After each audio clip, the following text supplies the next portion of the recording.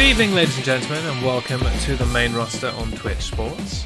My name is Jez. I'm joined by the grand star catcher of the Acorn world, Daniel Tredget. How you doing? That is me. I'm alright, good. I'm happy now. I've caught the star, so I'm happy.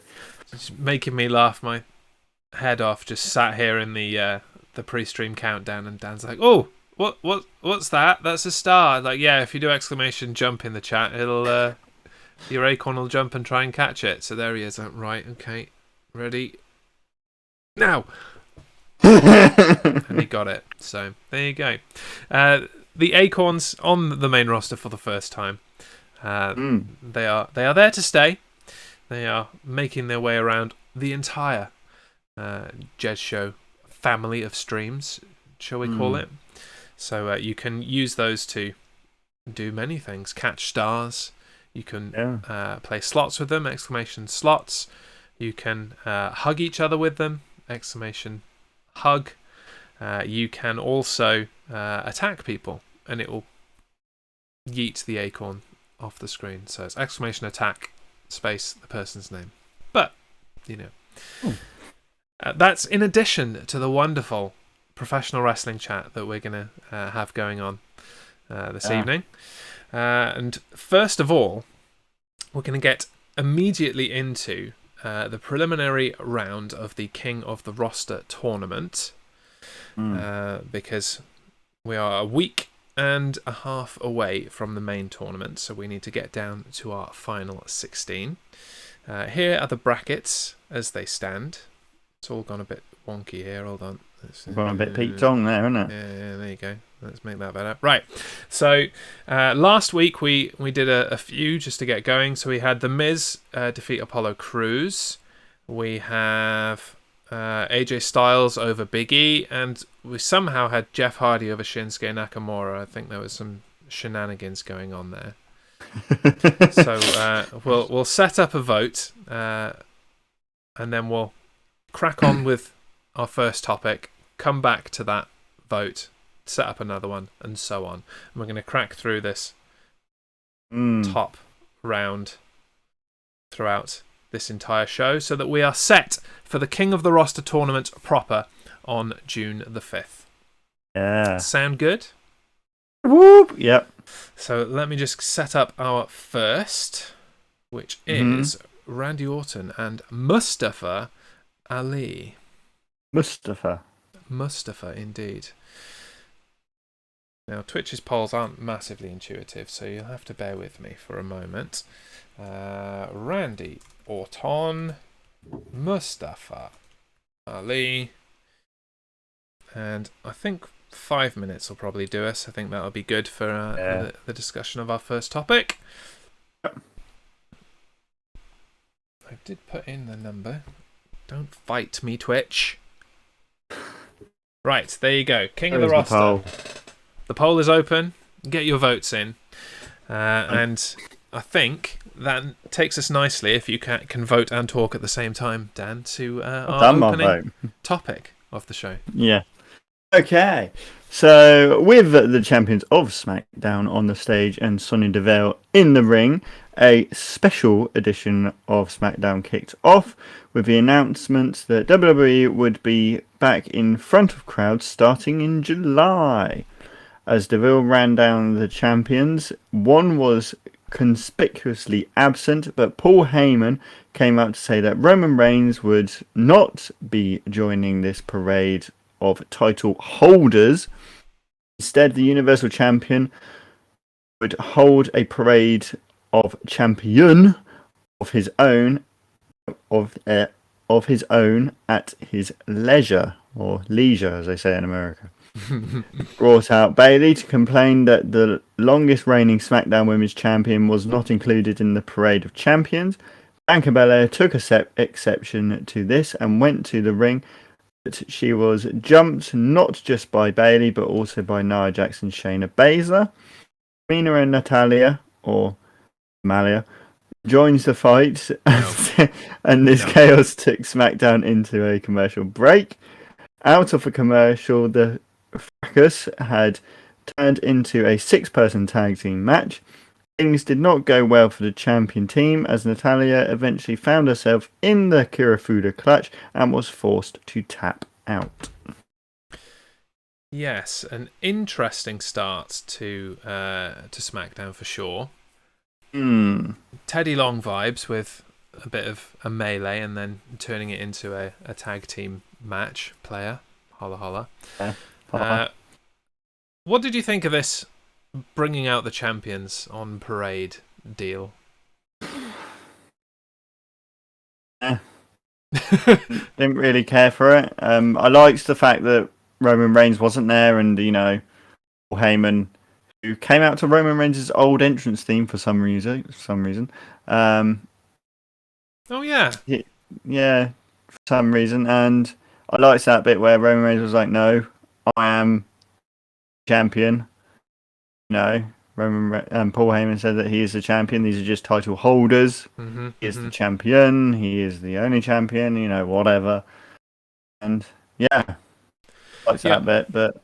Yeah. I think it went really well for Roman Reigns. I don't think it did much for any of the other champions particularly, but that's fine with me.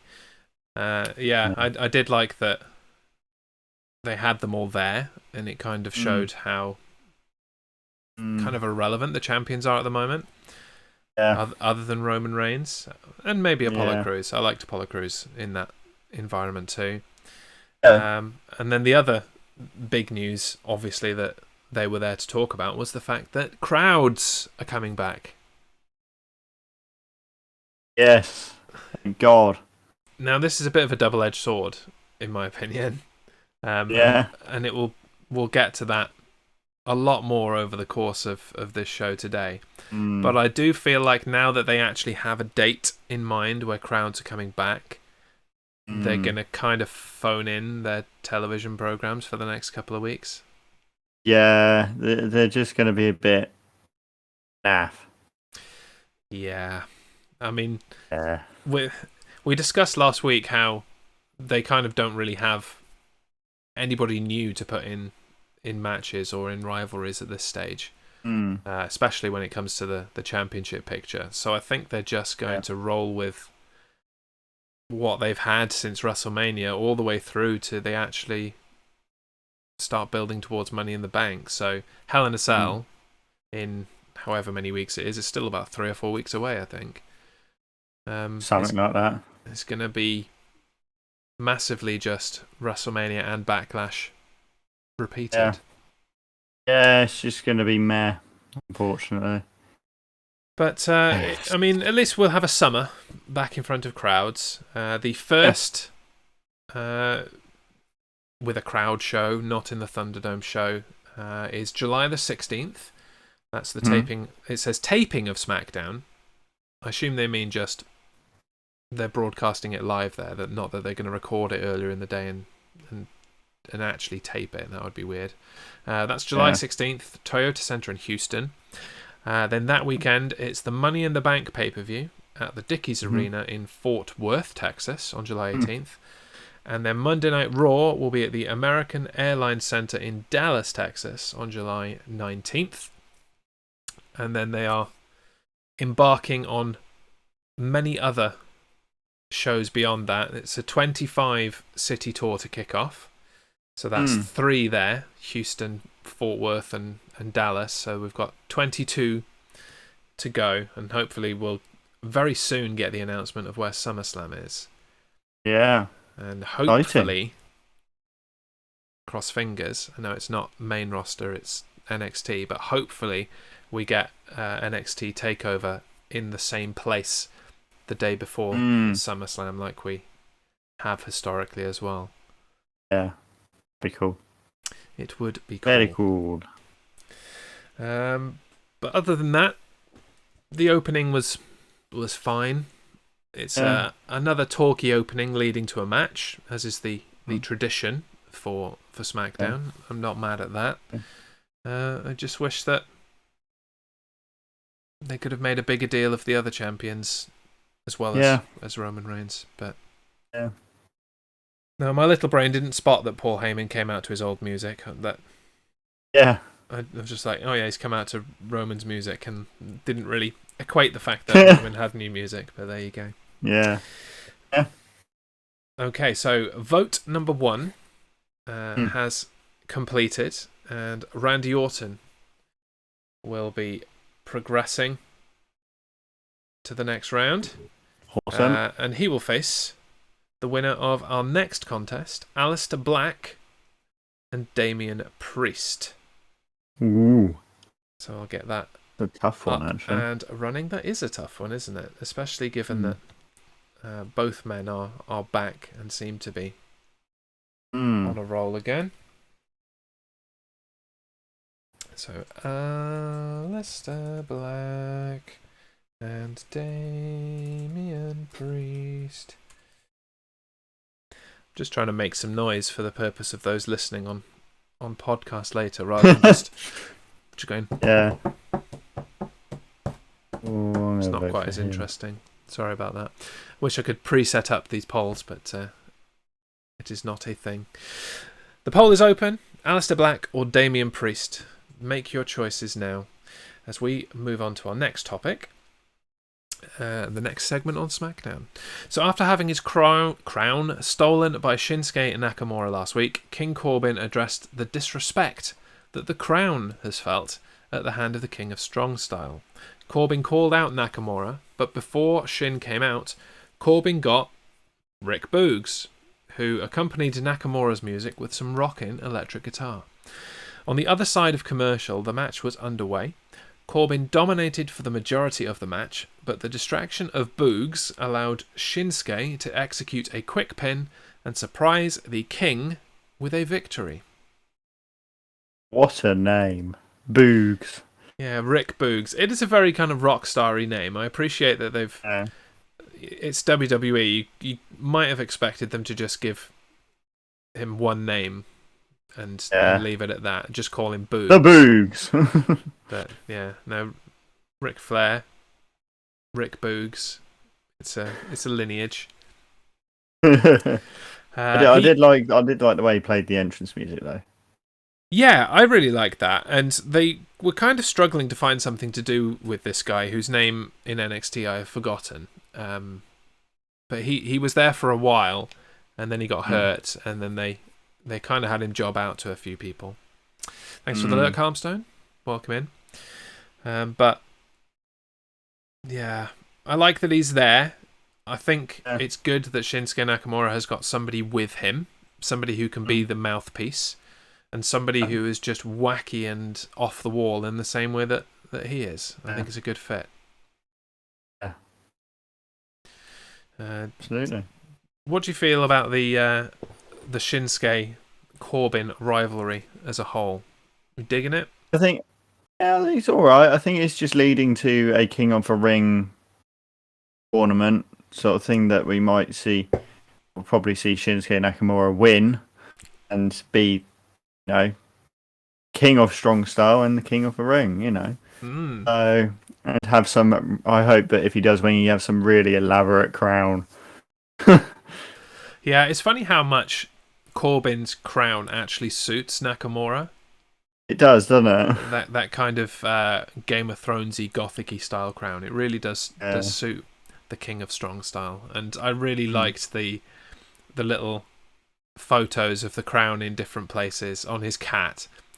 Which is one of the weirdest looking cats of all time. It's just good entertainment. You can't beat that. It is good entertainment. But yeah, I think you're right. A King of the Ring tournament should be on the cards. I'm not sure where they fit that in, and it probably will just run on television if they do it. Or maybe it will be that they actually officially have to defend the crown, and they will crown a King of the Ring for this year based on just Shinsuke versus Corbin. Which I wouldn't be too far against, but we're fans of the King of the Ring tournament on this show. If that wasn't obvious by the King of the Roster tournament that we've got going on, but I would still be happy with just fight for the crown. The crown changes hands. Yeah, it could build all the way to they can't make it last till SummerSlam. That's insane. It'll be over and done with by Hell in a Cell probably. Well, that's what they might do it over the shows that are still in the Thunderdome. They could do. I mean, you have to imagine that at some point Shinsuke Nakamura is going to be going for the Universal title, purely because there aren't really many people left who haven't. And they're going to save Cesaro for SummerSlam, I think. So you need something in between. And they've made a lot of the relationship between Cesaro and Shinsuke Nakamura, so maybe, Shinsuke steps in and fills that gap, has the match at Money in the Bank for the title, maybe. Yeah. I don't know. But him having won the crown, become the de facto king of the ring, could be a good way to get him a title shot. Yeah. It's a kayfabe story that would make sense. Yeah.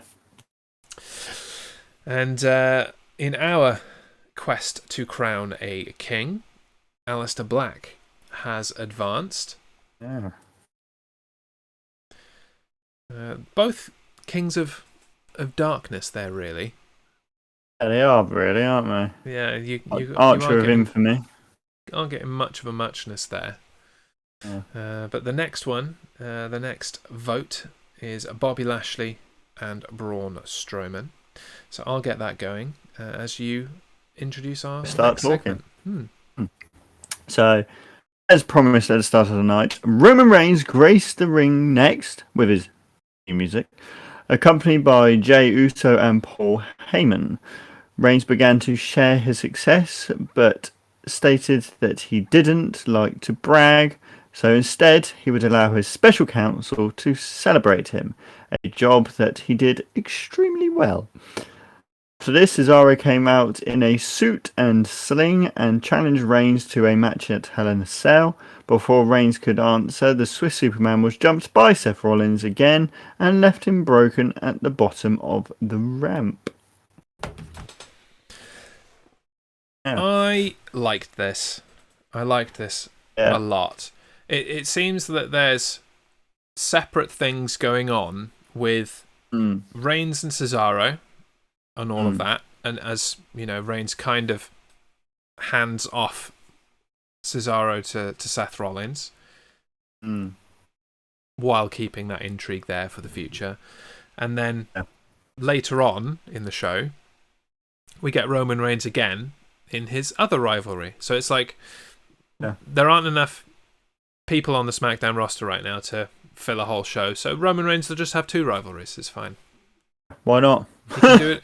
He can do it all. No, he can be a busy man. It's fairly straightforward. We've seen that vicious side of Seth Rollins before. About this time last year, actually, we saw it for the first time with the Mysterio eye nonsense. Oh yeah, that stupid thing. But he's targeting Cesaro's shoulder in much the same way. And I do like. You're gonna have a shoulder for a shoulder match. The vicious side of Rollins. Did you say a shoulder for a shoulder match? Yeah, because that was the match that Rey Mysterio had at Extreme Rules, wasn't it? The eye for an eye match. Oh yeah. Yeah, that. Thanks for that. Bollocks thing. I'd totally forgotten about all that nonsense. But we'll get to it later. But Aleister Black has still got his gammy eye from that whole Rollins he has, hasn't story. he? He's got the white contact lens in. Yeah. Yeah. So I suppose that's better than nothing. It's better than the eye patch, and it's better than just saying, "Oh yeah, his eye's fine." Yeah. It's totally fine. Totally fine. It's fine. It's all fine. It is all fine. Yeah. It's all good. So I think for the next vote, we're going to reduce the time down to 2 minutes. Yeah. Well, it's kind of. I mean, we said it earlier. We've said messaging earlier that, especially Raw, is a bit slow.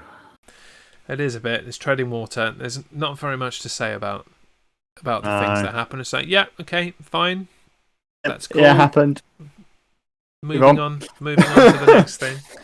So I am going to end this vote prematurely, because why not? And we have a winner in Braun Strowman.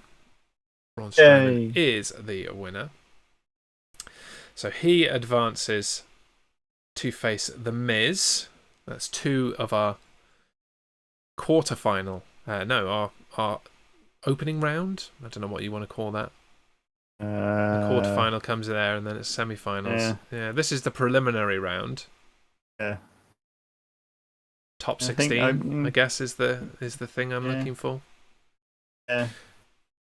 The next one, the next match, Cesaro and John Morrison. Jomo, Johnny Drip Drip, etc., etc. What do you think about Morrison's painting drip into the side of his hair, and he did that promo promoting the live shows, just like drip this, drip that. He said moist a bunch of times, which I bet triggered a lot of people. I like it in the side of his hair. It's quite cool. It's different, isn't it? You know. Yeah, and we were waiting for something to kind of happen with that story. And there's no topic for it here, but the Miz and Jomo and their potential breakup. We're waiting for that to happen, but it didn't. It didn't. Anyway, we digress. The next vote is open. Cesaro and John Morrison vote away. But speaking of Rey Mysterio and the whole eye for an eye situation, the person involved in our next match, following their big tag team title victory last week, Dominic and Rey Mysterio celebrated their win before Dominic took on Robert Roode one-on-one. After weeks, nay months of fluke victories, Dominic finally picked up a deserved win with a Guerrero-style frog splash. Yeah. I was really glad to see Dominic actually fight in a match and actually win a match on his own merit, rather than just being beaten up for the entire match and then fluking a roll-up or benefiting from an interference of some kind. Yeah, and it's good, you know, that he won it properly. The only thing that annoys me is he uses his father's music. Yeah, he's got his own, though. He has got his own. He has. That's what annoys me. It's like, you're trying to push Dominic, use his music. If he wins, if they come out as a tag team, okay, that's kind of fine. But if he wins, at least use his own music. Yeah, when he's coming out for a singles match. Yeah, use his music. Use his music for sure. Yeah. Apart from that. Yeah. I mean, they kind of commented on it in backstage segments and stuff that you know, there isn't really any competition. Yeah. For the tag team titles, and it's going to be what it's going to be. But yeah, it's nice to see these guys actually doing something. Yeah. Yes. Okay, just setting up the next vote, but Cesaro advances. So, carry on with the reading, shall I? Let me just quickly shimmy over here to show you the next contest. Our next contest is Sheamus and Kofi Kingston, and you can watch me begin that now. Away we go. Okay. So, carry on SmackDown night. The ongoing drama between Jimmy Uso and the Tribal Chief continued throughout SmackDown. Jimmy approached Sonya Deville and asked for a tag team match, the Usos versus the Street Profits. Deville booked the match for next week, but when Jay found out, he said that he needed to check with Roman Reigns first. Reigns squashed the idea, saying that we didn't mean Jay and Jimmy anymore, meant the head of the table and his right-hand man. Even with that, the match is still booked for next week on SmackDown. Yeah, and was heavily advertised on Raw last night as well. So I think this is the starting point to getting a real... What's the word I'm looking for? Some real direction in the rivalry between Reigns and Jimmy Uso. I think it's finally going to be put to bed that Jimmy Uso is not on Reigns' side, and Reigns is not going to tolerate it.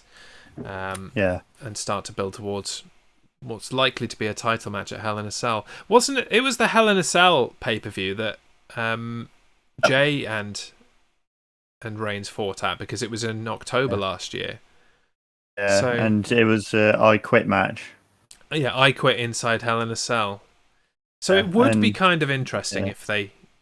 I know we said we didn't want a repeat, a carbon copy, but if it was the same match at the same event, I'd be okay with that. I think that's kind of interesting. Yeah, I'll be down for it, as long as they make it interesting, you know. Yeah, because it's different enough so far, in my opinion. Yeah. All they really need to do is decide how the dynamic is going to work between the Usos themselves, and whether they are going to be at odds, or whether Jay is actually going to turn on Roman as a result of this, and maybe it'll be the Usos against Roman Reigns. Yeah, that would be cool. Is it just going to be Jimmy, or is it going to be the both of them? Me and Jay. That's the question. Yeah. And we might get the answer this week on SmackDown. Won't that be exciting? Fitting. Moving on, in the King of the Roster tournament, Kofi Kingston picked up the victory against Sheamus. So he goes through to the next round. Tamsinaki, hello, welcome in. Hello. We've done some voting. I know you like a good voting. We are cracking on with the preliminary round of the King of the Roster tournament, so you can join in on that, and because you don't know anyone, you can just pick the person that sounds the coolest. Yeah. Just for the voting, rather than knowing who any of these people are, which I know you do not. So have at it. And our next contest is King Corbin versus Kevin Owens, and the voting shall begin now. As we move into the main event of SmackDown, which saw Apollo Crews defend the Intercontinental Championship against Big E, Kevin Owens, and Sami Zayn in a fatal four-way match. In the early going, Crews shied away from the action, while Big E and Kevin Owens took turns beating up on Sami Zayn. After Crews joined the fray, the match moved quickly, with no man really gaining an advantage for very long, and any pinfall attempt broken up quickly. As the match looked close to a conclusion, Big E hit the big ending on Apollo Crews, but the pin was broken up by Commander Aziz.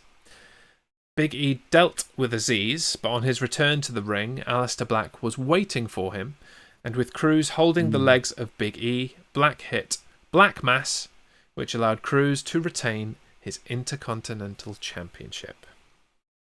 Yeah. Looks like we might have a rivalry between Aleister Black and Big E. Yes, so that takes them away from the Intercontinental title picture. So, Owens and Crews? Yeah. Owens, Crews, and Zayn? Yeah, because Zayn's still kind of calling himself the Intercontinental Champion, isn't he, for some reason? Yeah.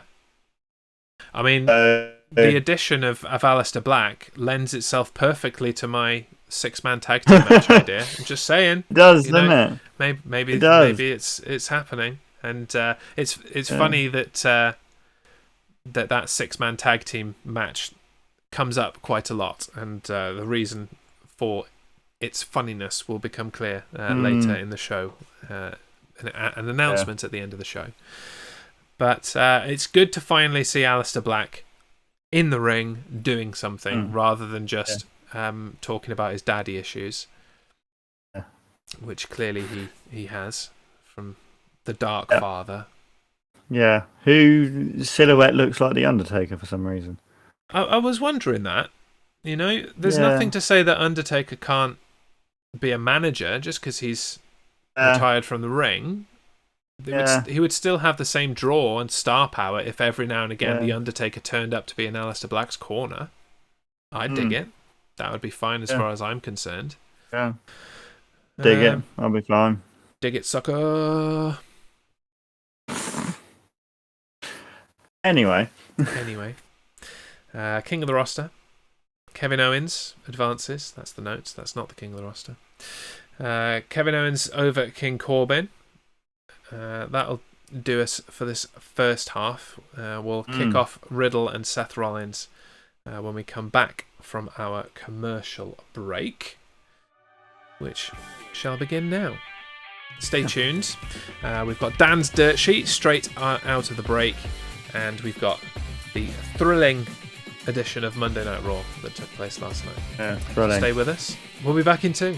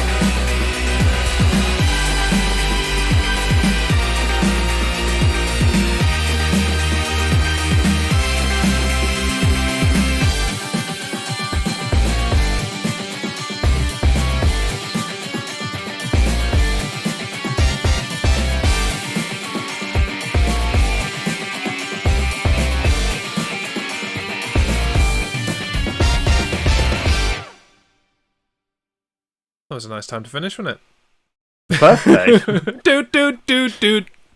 End of ad. Welcome back. Welcome back to the main roster. I don't think we've ever got to the end of the song before. No, we haven't, have we? No. That's nice to do. That was me setting up a king of the roster vote instead of pressing the ad break button immediately. So we got the extra 10 seconds of break. So sorry about that, but you got to hear the end of the song. You never get to hear the end of the song. Yeah. Right. Shut up, Jez. Get on with the show. Yeah. Come on. What's next is the ever very exciting, important, very squelchy Dan's Dirt Sheet. Dirty. Love that squad. Oh, gets me every time. Right in the eye. Okay. Yeah. So I've got 3 things today. 3? 3. 3? Okay, better go on with it then. Yeah. Well, one's a rumor, and then 2 are confirmed. So we'll start off with one of the confirmed things.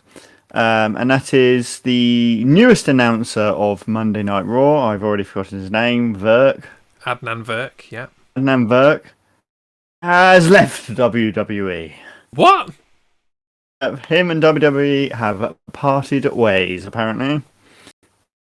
What? After Raw? Yes. They legitimately have. The WWE put out a thing on Facebook saying that they have parted ways. I mean, it's not surprising. He was not. No, he was rubbish. Yeah, and I don't think he was rubbish as a sportscaster. I think he was fine, No. but he just was not suited for that role at all. Why do they keep trying to bring in like people from other sports to? But hopefully they can bring back Samoa Joe and do more. Get him to do more commentary. Yeah, that doesn't seem likely. You know what's going to happen, don't you? What? We're going to get Michael Cole on both shows now. Oh. I mean, I'd be okay with Tom Phillips. Yeah. Or they could, really push the boat out, and I don't know how they do it, because he doesn't really like listening to Vince or touring or anything. But bring in Mauro Ranallo. That would be cool. Who's no longer with WWE, but interesting. Yeah, I guess he didn't really want to tour and not be good at the job, I suppose. Yeah. Okay. Interesting news that I did not know. So wonderful. We're off to a hot start. What's next? Next up, we have a rumor that WWE have re-signed Zelina Vega. I'd believe it. Apparently they have re-signed her. So I'm not sure what sort of contract they've re-signed her to, but they've re-signed her. Yeah, I think she would deserve that. I think she worked very hard. I think the problem really was that she wanted to do more in-ring stuff and they weren't interested in that. But I think they might now be sitting back and going, oh yeah, where did we put all those women's wrestlers? They're around here somewhere. Around here somewhere. What did I do with them? I can only find 3. There's 3. We sent them away with a cardboard box with a plastic bag inside. Oh yeah, that's it. Yeah. That's it. Yeah, so having Zelina Vega back would be good because she's great in the ring. And she's never, in any of the companies that she's been in, really been given a chance to do that properly. And I just can't stay interested in her cosplays on Instagram. It's just, I don't care. Yeah. Sorry, Zelina. Yeah. You're great, but I don't care about your cosplay. Sorry. And I'm certainly not paying for it. No. Why am I paying to see cosplay photos? Yeah. I don't get it. Okay, cool. That's 2 for 2. You've got on me there. I like both of those bits of news / rumor. Yep. Oh, this last one is actually very sad news that you are going to want to take your hat off for. In all seriousness, you are. Unfortunately, Alexa Bliss's pig, Larry Steve, has passed away. Oh, yeah, I saw she was calling for a vet. Oh, I don't care about her pig. Oh, it's Larry Steve. Yeah. He has passed away, unfortunately. He died, did he? Yeah, yesterday I saw that she was asking for local vets in the Florida area that would deal with pigs, because the person that she'd been taking Larry Steve to for ages decided, nah, we only do pigs when everything's going well. Yeah, when we know what we can do. Yeah, she might have a lawsuit on her hands there. Yeah, maybe. That was pretty shady. It's like, no, we're not. Yeah. He's ill. We're not going to treat him. Like, Yeah. what's the point? Yeah. Yeah. No, he died, did he? That's a shame. The end of the song Alexa Bliss is now Larry Steve is now unfortunately around. they're going to have to mute the track now. Yeah. It doesn't end. It's just a guitar riff instead of saying Larry Steve. Yeah. That's probably why she wasn't on Monday Night Raw, to be honest. I expect so. Yeah. Yeah, she did love that pig in an inordinate amount, didn't she? Yeah. So, yeah. And that's it's probably it for my dirty sheets anyway. Is it? Right. Yeah. I mean, it's probably for the best. They're about to go back on the road. She didn't spend a whole lot of time with it when they were on the road before. Like, you had to get a pig sitter. And, you know, any animal you should only really get if you actually have the time to put into it. It's like getting a dog and then just leaving the dog at home and going and doing stuff. Like, the dog's not going to be very happy, is it? So what's the point? Exactly. It's a bit selfish. Exactly. So, yeah, well, rest in peace, Larry Steve. Yeah. May you roll in all the muck you desire in piggy heaven. Yeah. Right. Okay. Monday Night Raw then. Move on to more depressing news. So, Monday Night Raw kicked off this week with the almighty WWE Champion Bobby Lashley, manager MVP, and a bevy of lovely ladies. Lashley complained that Drew McIntyre continued to be a thorn in his side, which brought out the Scotsman, closely followed by Kofi Kingston, who, with Drew's intervention, defeated the champion last week on Raw. Kofi suggested that because Drew had received rematch after rematch for the title, that it's time he stepped aside and let someone else face Lashley. Somebody who had actually beaten the Almighty in the last 6 months. The argument brought out Adam Pearce, who set a match between Drew and Kofi, where the winner would go on to face Bobby Lashley at the WWE Championship at Hell in a Cell. After a long match, Bobby Lashley got involved in the match and caused a disqualification. Adam Pearce set a rematch for next week on Raw. Yeah. Yeah. I hated this DQ ending. Mm. I mean, the way that they seem they're going to fill time on Raw is by having extended matches. Yeah. Cool. I'm alright with that. You know, if you haven't got the kind of story to fill the time, extended matches work for me. But don't make me watch a match for like 25 minutes and then end it in DQ out of nowhere and then tell me I'm going to have to do it again next week. Yeah. That just winds me up. As a viewer, that just immediately makes me say, well, guess I'm not watching Raw next week. And I will, obviously, for this podcast. But if I'm a casual viewer, and there are lots out there who inexplicably think the same way as me, they're like, no, I'm not. You had your chance, and not doing that. Thanks. Yeah. Because all that's going to happen is, in some way, Kofi Kingston is going to probably beat Drew McIntyre, and he's going to go on to Hell in a Cell to get squashed by Lashley just because it fills time. Yeah. To be honest, I'm alright with Kofi Kingston challenging for the title because Drew McIntyre has had a lot of chances, you know, and I think Kofi could do a good match with Lashley, you know, Kofi being the high flyer, Lashley being the hard hitter, you know, they could do a good. Yeah, I mean, we saw how good a match between those two different styles could be with this Drew McIntyre match. So, I don't have a problem with Kofi going for the title. It's just I know that he's not going to beat Lashley for it, and we're heading back towards another Drew McIntyre match, probably going into SummerSlam, where Drew will win it back in front of a crowd and probably not get the reaction that they would hope for. Nope. Because at least the internet fandom, obviously I'm not hot on the pulse of what people are thinking in their own homes, not connected to the internet, but the internet fandom at least have turned on Drew McIntyre and are bored of him. Yeah, I mean, I started off all aboard the Drew McIntyre bandwagon. Now I've just kind of grown a bit sour to him and a bit like,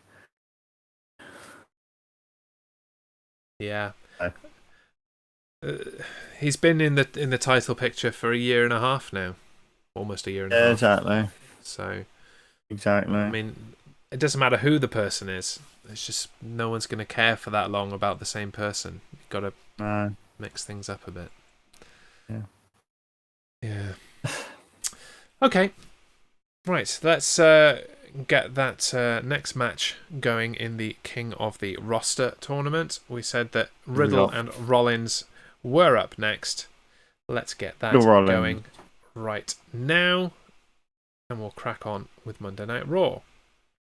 So, after a conversation between Rhea Ripley, Charlotte Flair, and a returning Nikki Cross backstage, Ripley vowed to beat Cross in less than 2 minutes, as Charlotte suggested that she'd be able to do.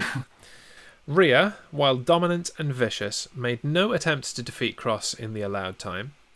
And as Nikki celebrated her win, Charlotte made her way to the ring for her match with Asuka. This was another long match, similar to the opening contest of the show, in which both women fought hard, and Charlotte managed to pick up the win with a surprise pin. By virtue of this victory, Charlotte will face Ripley for the Raw Women's Championship once again at Hell in a Cell. Why? Because again, they haven't found which toy box they left the other women in, I guess. Let's give Nikki Cross a women's championship match. Yeah. And I don't know how I feel about this 2-minute thing. It kind of wound me up. I'm like, okay, so she hasn't been on TV since, the night after the Royal Rumble, they said, or something? And she comes in and basically it's like, well, I can beat her in 2 minutes. No, I can beat her in 2 minutes. It's like, well, clearly you're setting up the narrative that she's not very good, aren't you? So what's the point? I have to say, Nikki Cross did look good. She looked in really good shape. Yeah, well, she hasn't had anything to do for the last 3 months, has she? Why has she been off television? I don't understand. I don't know. God knows. Yeah, the whole thing just annoyed me, and I don't like this. I still don't like this happy-go-lucky, but jittery and doesn't stop moving like she's a fly trying to take off Nikki Cross. It was just, why can't we have the real Nikki Cross, the one that we had in NXT? Yeah, the one that will bite your face off as soon as to talk to you. Yeah, we need her back. Yeah. Oh well. Yeah, so we've got Charlotte Flair probably winning the title at Hell in a Cell to look forward to. Deep joy. Better crack on. Rollins advances. I keep doing that. Rollins advances in the King of the Roster. Let's put him through. And the left side of the bracket is set. Those are our matches that will kick off the King of the Roster tournament in a few weeks. We did AJ Styles and Big E last week, as we said. Next up, it's Robert Roode versus Ricochet, or Ricochet if you prefer to use his real name. Or Ricochet. Or Ricochet if you prefer to use Jericho's versions of his name. Anyway. Yeah, we lost you for a moment there. I don't know what you last said. Yeah, you froze. I didn't say anything really. I was just laughing. Just mocking Ricochet, which is basically totally valid. Have I put that person in right? Is it Robert Roode and Ricochet? It is Robert Roode and Ricochet. And the poll begins now. Yep. While I talk. And we'll crack on. So, another week, another meeting between Shelton Benjamin and Cedric Alexander. For the match, Cedric took to the mic to wind up the veteran, and this worked against the youngster for the majority of the match. It was until Alexander poked Benjamin in the eye and capitalized with the neuralizer for the 1, 2, 3. Right. Yeah, deep joy. Yeah, this was a match that happened. I don't understand what the point is, because whoever comes out of this eventually on top, and you've got to assume it is Cedric Alexander because he's the youngest, he's the up and coming star. But what's it going to have done to him having back and forth win-loss with Shelton Benjamin? Nothing. It's another treading water, filling time type deal. We're going to go to another match next week, and it's probably going to end up being an unofficial best of 7 series. Yep. Great. Yep. The only thing I thought was a bit interesting about this was Corey Graves giving Cedric Alexander a hard time.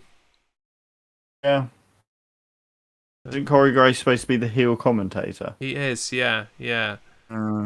So are they trying to make, Cedric kind of the lowest of the low, not even, the bad guys like him? I don't know. I don't know. It's a bit... God knows, your guess is as good as mine. Yeah, it's all a bit bizarre, really.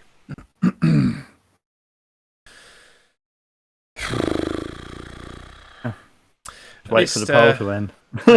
At least Ricochet has advanced in the King of the Roster tournament. Oh, there you go. So let's get him in there. Coquette.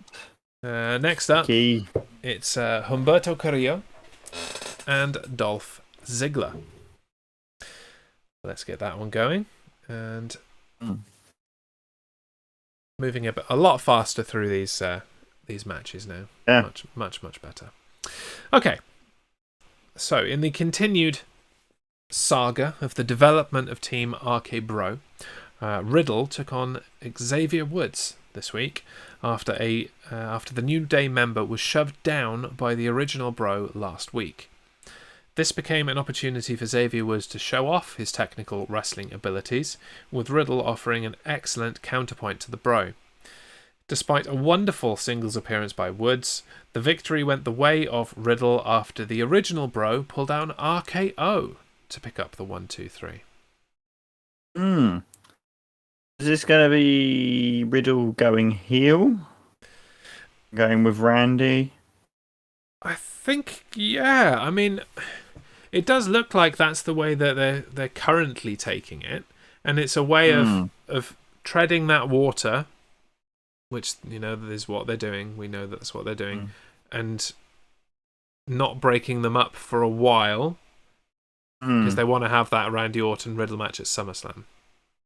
Yeah. You'd assume that's where this is going.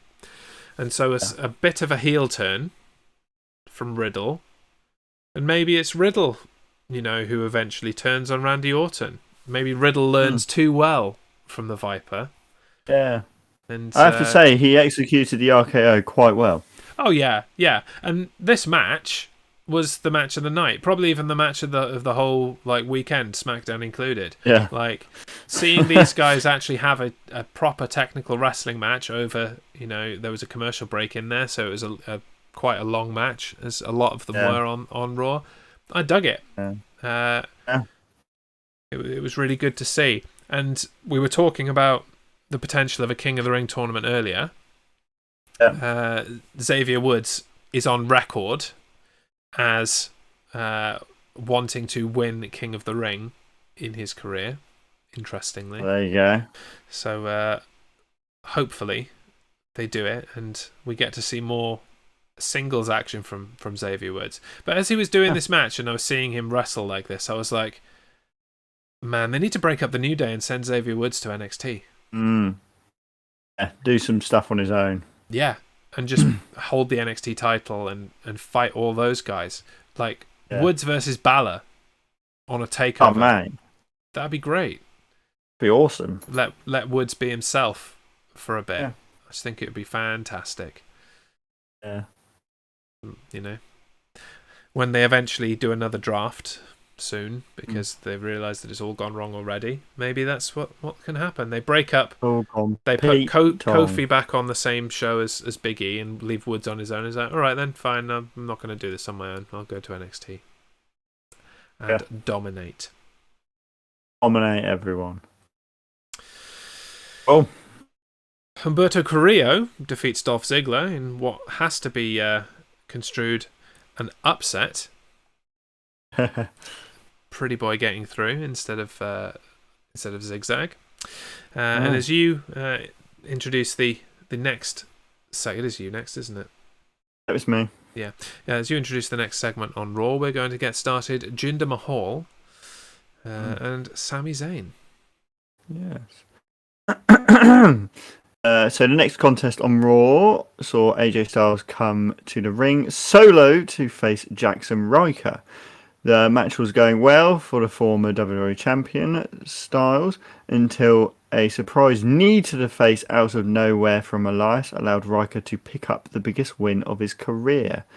He brought out Omos to ringside, who chased Elias and Ryker away and shoulder barged Elias into the LED board at the top of the ramp.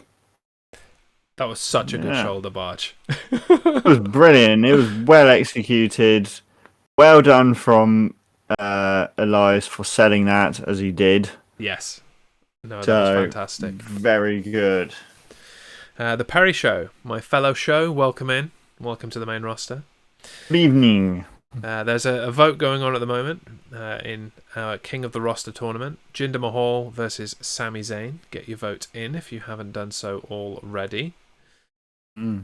Yeah, I did think it's strange that they were doing a singles thing with nobody else around.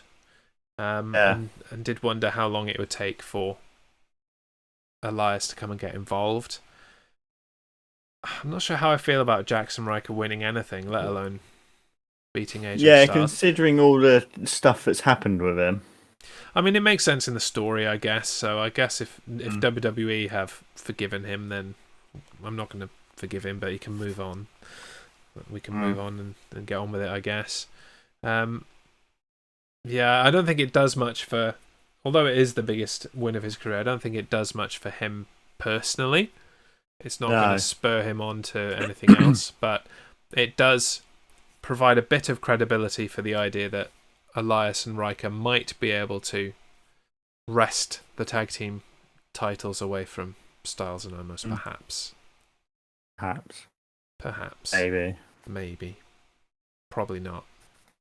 No. No, it's got to be RK Bro. That's the only team that can get the job done, I think. The only logical team. And Randy Orton would have been a SmackDown Tag Team Champion and a Raw Tag Team Champion then, wouldn't he? Yes. There aren't many teams that have done that. New Day have done that. By virtue of swapping.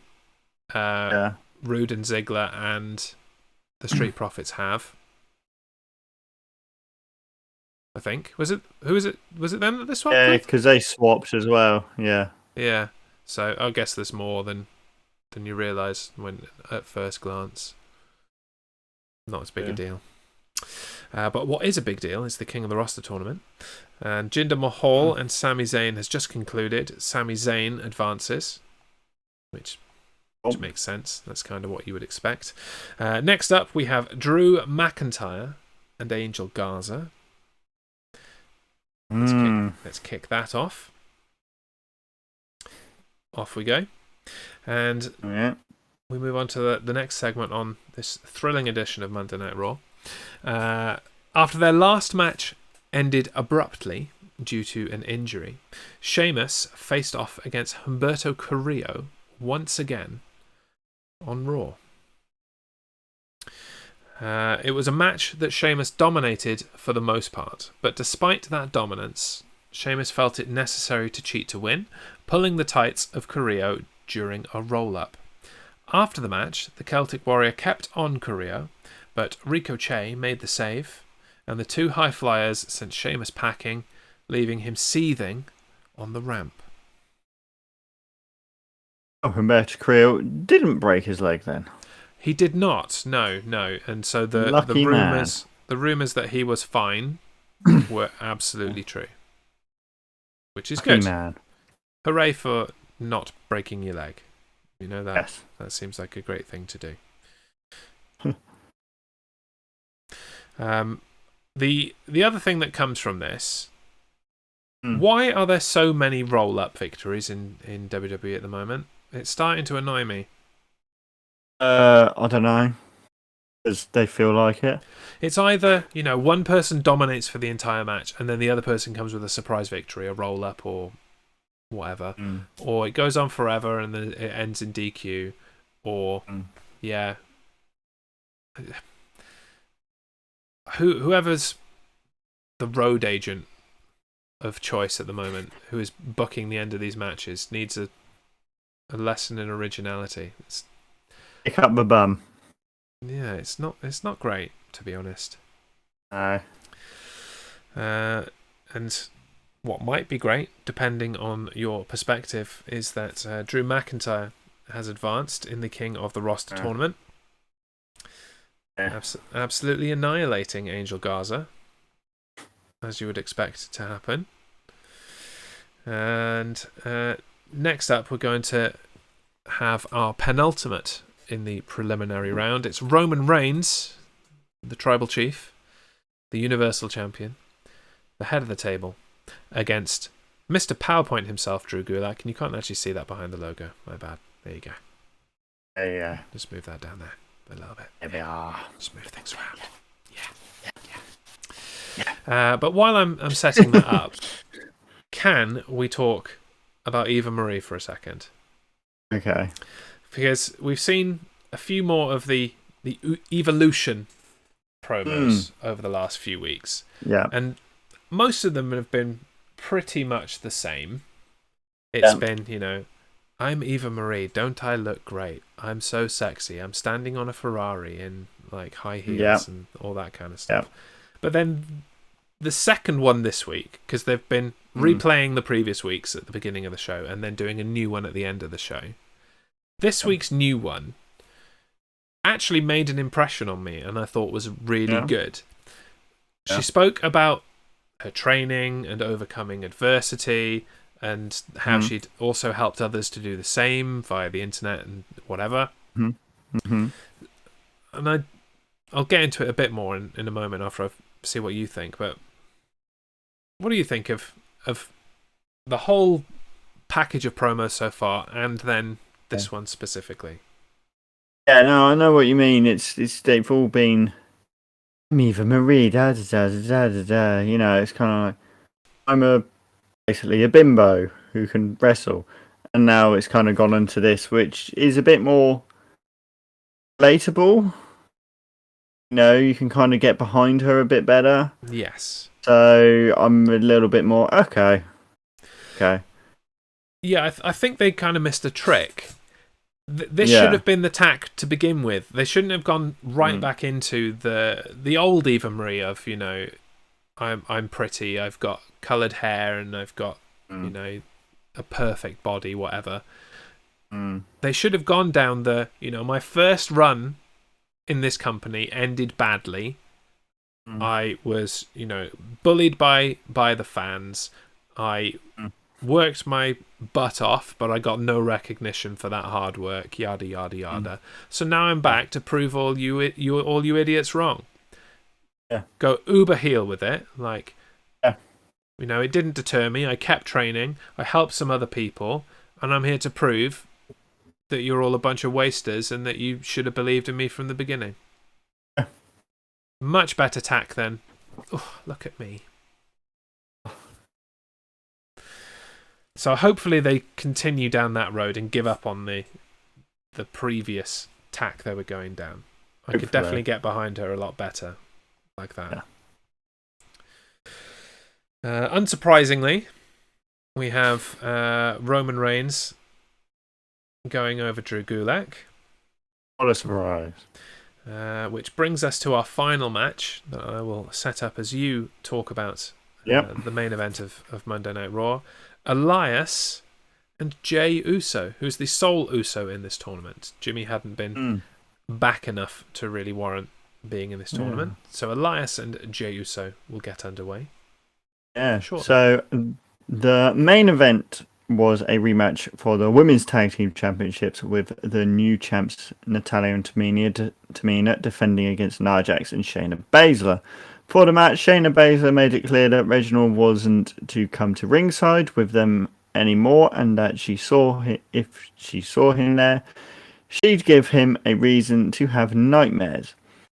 This threat obviously didn't scare Reggie, though as he was at ringside within a couple of minutes of the opening bell.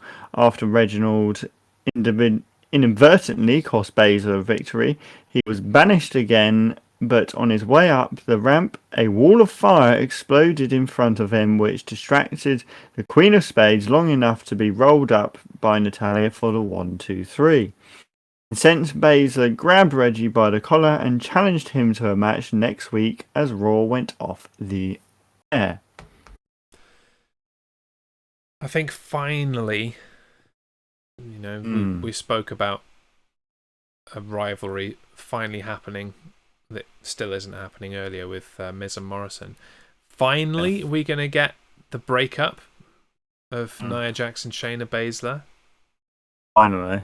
I really hope so. I really, really hope so. And like the way that Nia Jax was looking on at Reginald and Shayna, really, really hope that we are drawing to a conclusion of that. I haven't got much else to say. I don't either. I'm glad that Natalya and Tamina kept the titles, and I think the only way to stop them having to defend it against Baszler and Jax every week is to break them up. So let's get that done. Let's absolutely get that done. The other thing that I really liked was that this was the main event. A women's tag team championship match in the main event after it had kind of been missed off the pay-per-view. It's now in the main event. So, cool. Boom. Awesome. About time. Yeah, definitely. So our final preliminary round match in the King of the Roster tournament has concluded, and Jey Uso, main event Jey Uso, has advanced over Elias. So in a week and a half, on the 5th of June, a special Saturday night edition of the main roster, the King of the Roster tournament. Here is your start of tournament. We'll have Randy Orton take on Aleister Black. The Miz will take on Braun Strowman. Cesaro will take on Kofi Kingston. Kevin Owens will face Seth Rollins in a rematch from WrestleMania last year. AJ Styles will take on Ricochet. Humberto Carrillo will take on Sami Zayn. Drew McIntyre will face Roman Reigns. That should be a barn burner. And Jey Uso will face Jeff Hardy. Yeah. And on that night, we will complete this round, move into the quarterfinals, the semi-finals, and by the end of the night, we will have a champion right here in the middle in this glowy blue box. Champion. And as you have today, you can vote you get one vote naturally for tuning in and voting along with us, and you can save up your acorns, your channel points, and help to influence the vote for your favourite superstar as well. Shenanigans and all that. Yes. Now, before we close out, there's two things that I need to do. The first of which is to cover you over, and then cover me over. Yeah, I meant to get the cameras to move, but I didn't do that yet. So sorry. Cover me. Let's cover Dan over, and he can peek out from the side again. Show you what's coming up on the Primetime Streamer Network. Oh dear. Tomorrow, Wednesday the 12th of May, Mass Effect Andromeda kicks off at 6:30 with Mama S. That's not the right date. The right date, man. This happened last week. What is wrong with Wednesday? Why doesn't Wednesday work properly? I poked round the corner for nothing. Why doesn't Wednesday work properly? Honestly. Oh man. Right, let's see if I can fix this on the fly. Bear with. Like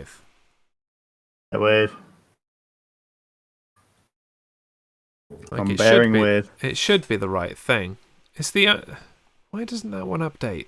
That's really frickin' annoying. Still bearing with.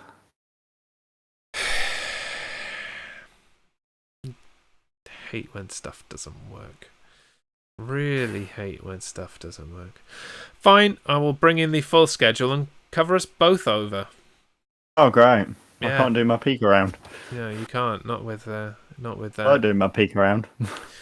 Okay, here we go. So, that's correct now. Breakfast music kicks off with Club Mad at midday. I assume that's him just playing How Do You Like Your Eggs in the Morning several times. How do you like your eggs in the morning? That's the one. I don't know any other breakfast music, do you? I guess the Breakfast Club music? Maybe. There you go, that's 2 songs on repeat. Don't you forget about me. Breakfast music with Club Mad, 12 p.m. UK. Destroy All Humans with Mama S. Not Mass Effect. That's at 6:30. I'm back at 8 playing GeoGuessr. I'm actually going to do it this week. I didn't do it last week. I'm actually going to do it this week. It's going to be great. 1 a.m. UK. Batman: The Enemy Within with Rooster Beast. That's 8 p.m. if you're in the eastern United States. Right, so that's the one thing I wanted to do. It could have gone smoother if I'm honest, but never mind.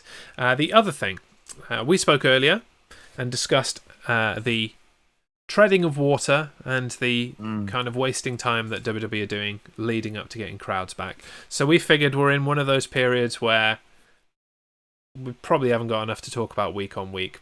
We can probably bumper it up 2 weeks at a time. And so, instead of the regular main roster next week, to prepare for the King of the Roster tournament the following Saturday, we're going to have a retro roster where we look at a past King of the Ring tournament and pay-per-view as a whole. And I have selected King of the Ring 2000 for us to watch for 2 reasons. One, it's one of the better King of the Ring tournaments, which, you know, there's obviously these things in the other King of the Ring pay-per-views, but some of them are overlooked, overshadowed by other big matches. King of the Ring 2000 has a very good tournament. And also, because the main event of this show, this pay-per-view, has come up a lot in the last few weeks, because it's the 6-man tag team match for the WWF Championship that I've been hammering on about that they should repeat for the Intercontinental Championship. Yes. So, a very topical pay-per-view to discuss on the retro roster for a multitude of reasons, and that's what we'll do next week. So same time, 8:30, the retro roster, King of the Ring 2000. Awesome. How's that?